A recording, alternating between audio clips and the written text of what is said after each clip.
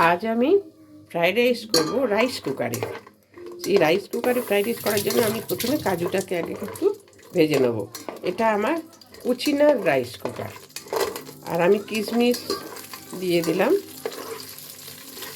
কিশমিশটা আর কাজুটা আগে একটু ভেজে নেব। আর আমি এখানে সব নিয়েছি, সব ভেজিটেবলগুলো আমি নিয়ে নিয়েছি। বিনস আছে, গাজর আছে, ক্যাপসিকাম, সব এগুলো আমি একসঙ্গেই ভেজে নেব।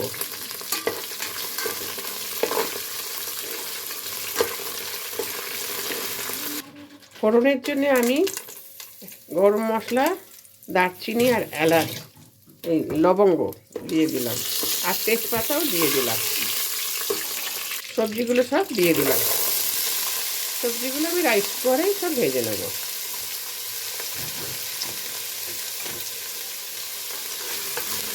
এই রাইস কুকারে খুব সুবিধে হয় ফ্রাইড রাইস করা, আর সময়ও খুব কম লাগে। একটু ঢাকা দিয়ে দিলাম। সবজিগুলো ভাজা হয়ে গেছে। এবারে আমি দিয়ে দেব চালটা। আমি চাল সমস্ত ধুয়ে রেখেছি। এখানে আছে আমার 1.5 বাটির মতো চাল, বাসমতি রাইস। আমি এখানে 3 বাটির মতো জল নেব। এবারে আমি জলটা দিয়ে দিলাম, আর একটু জল দেব। এবারে কাজু কিশমিশটা ভেজে রেখেছিলাম দিয়ে দিলাম। এবার আমি অল্প নুন দিয়ে দিলাম। নুনটা আমি এখন অল্পই দেব, সবজিগুলো ভাজার সময় আমি একটু দিয়েছিলাম তো।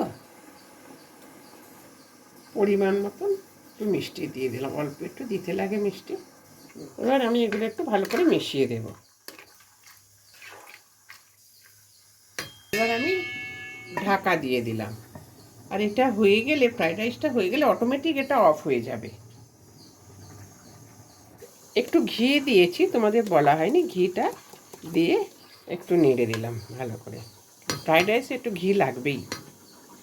ঢাকাটা খুললাম। রাইসটা আমার হয়ে গিয়েছে। এবার একটু নেড়ে নেব।